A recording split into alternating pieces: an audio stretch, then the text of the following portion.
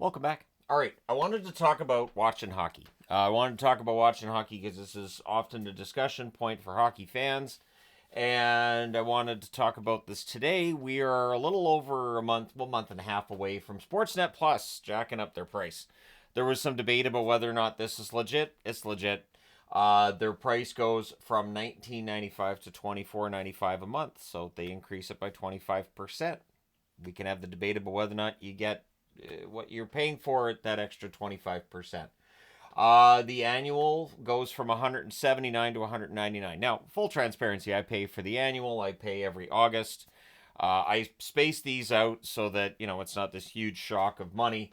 Amazon Prime is $9.99 a month or $99 a year. We pay for Amazon Prime. We order from Amazon regularly, so it is worth having the Amazon Prime.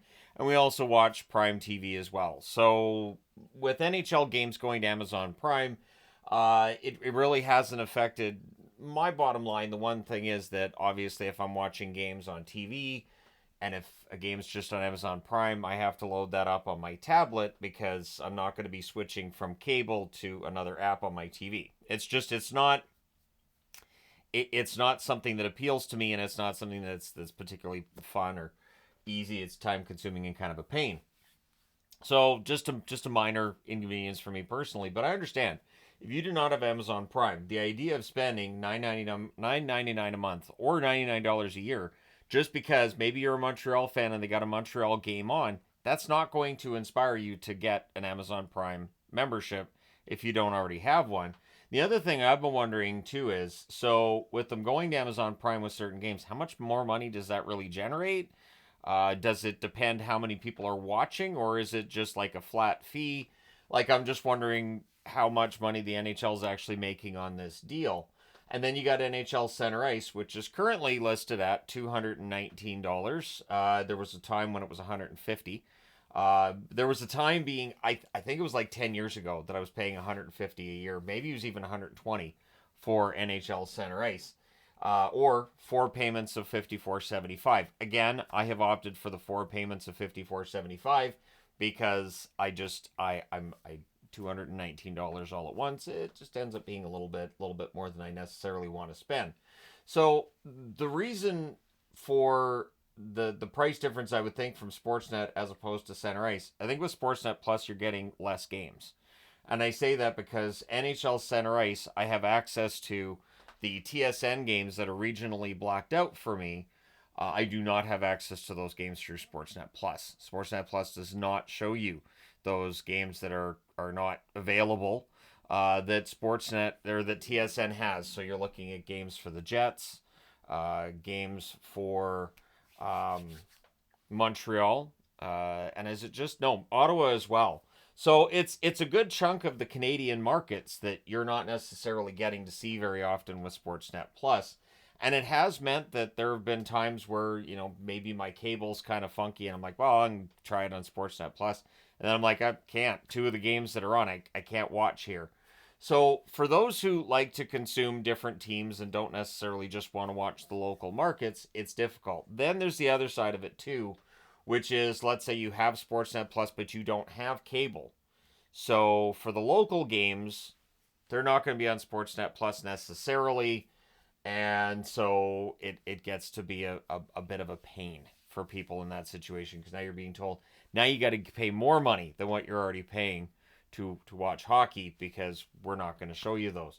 And I've had a lot of people talk about how the NHL needs to get rid of blackouts. I agree. Not only that, I think the NHL, as we're seeing more and more different platforms where you can watch hockey, it's kind of becoming a bit of a pain.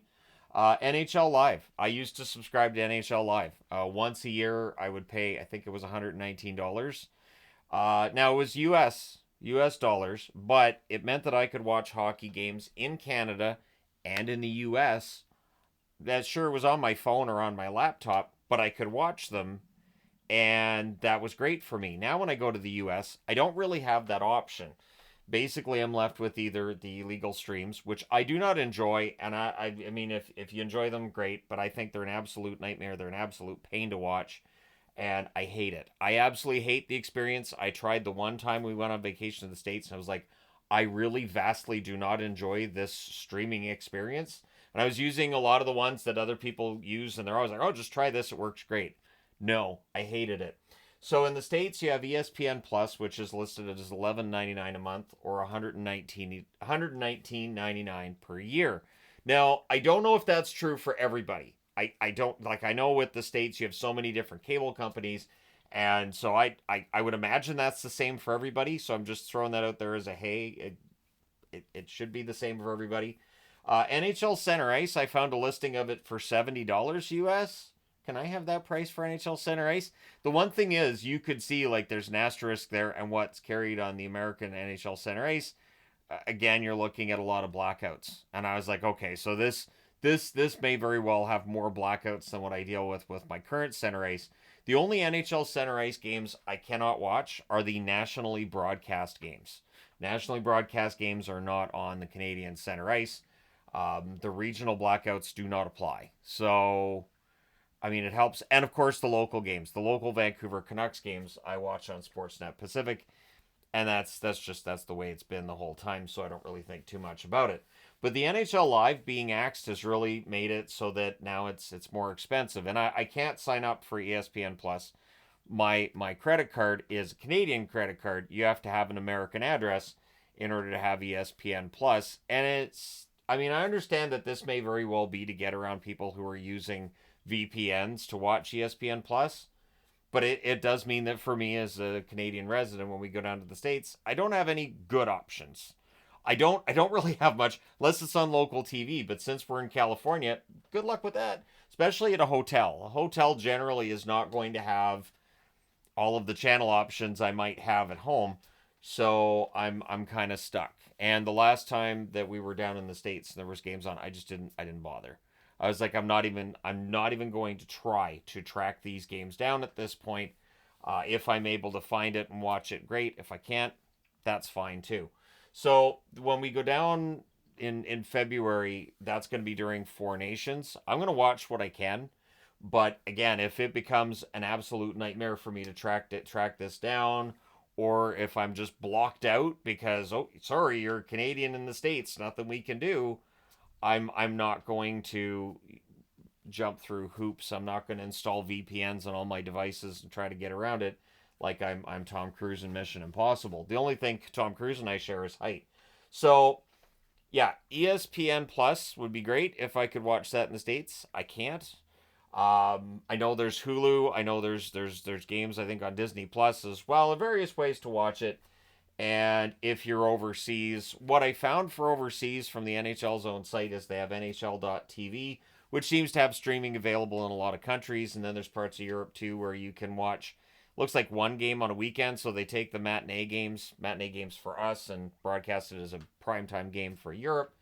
But it's only like one game a weekend or two games a weekend. And so it's not the same experience as what we should be getting on this side of the pond when it comes to our viewing.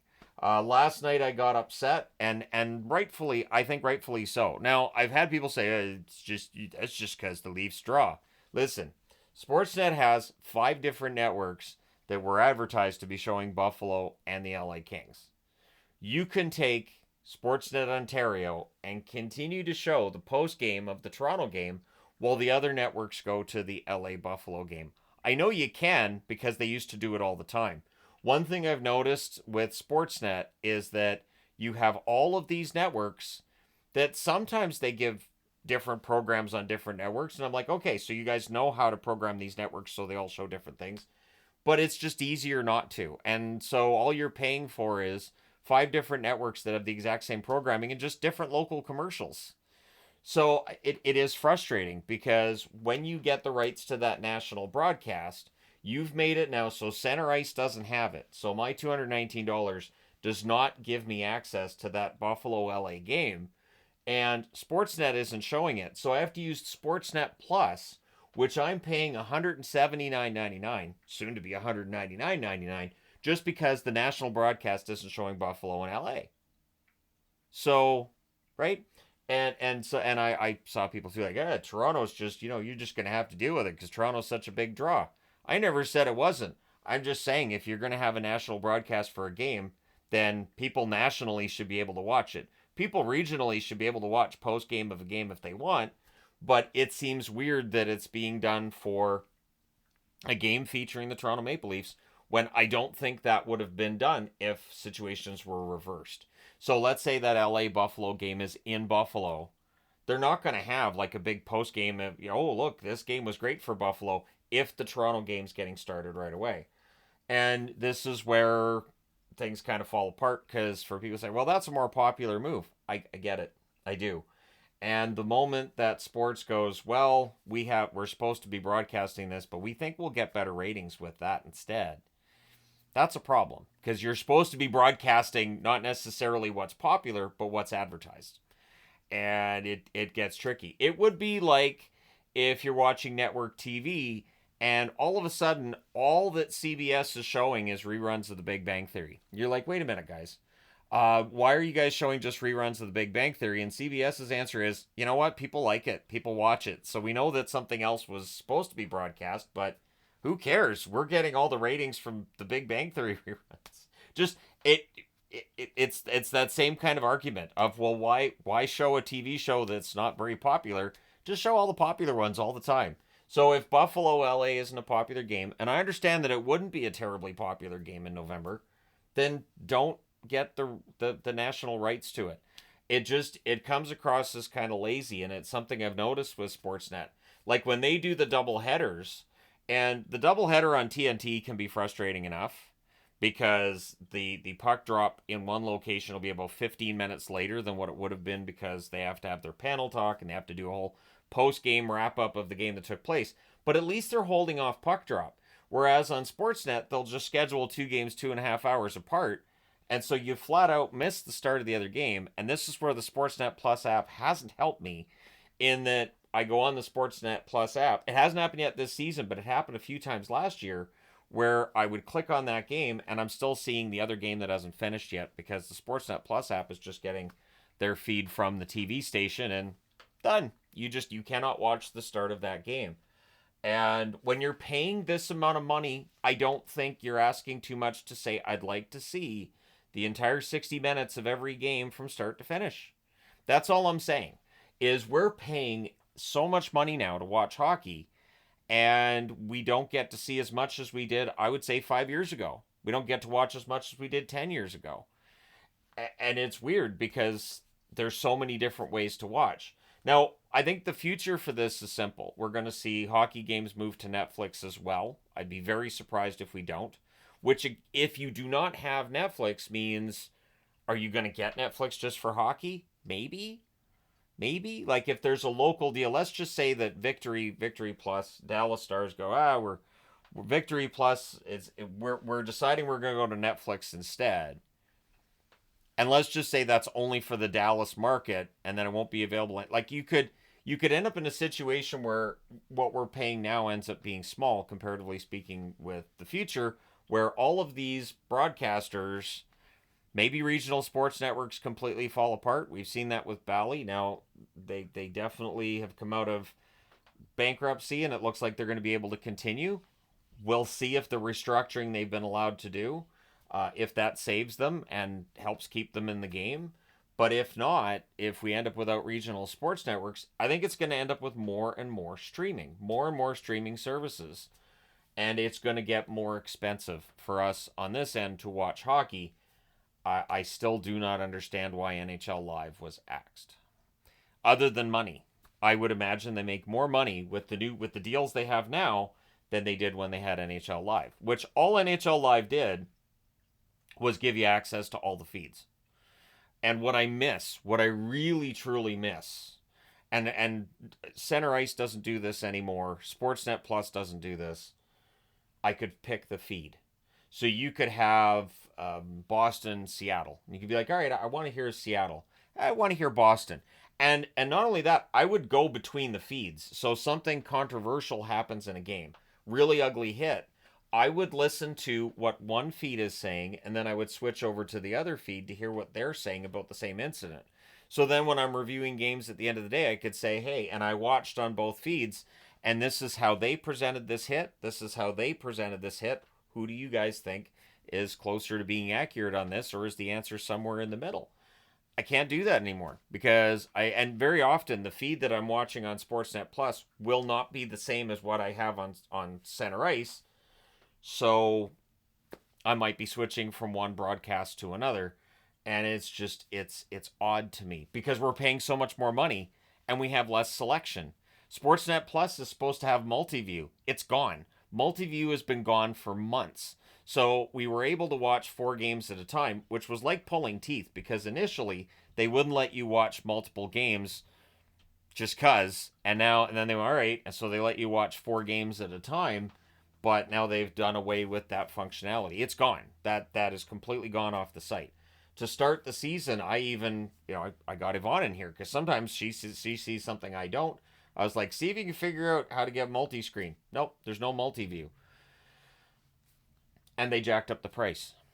So it is a frustrating time as a viewer of hockey. It is a frustrating time, I think, for a lot of fans. And at a time where that inflation's high, people are spending a lot more money on groceries, a lot more money on everything. There's a certain disconnect that companies have when they jack up a price like this. When they say, all right, we're going to raise the price 25%. This isn't a $1 raise. This is a 25% raise.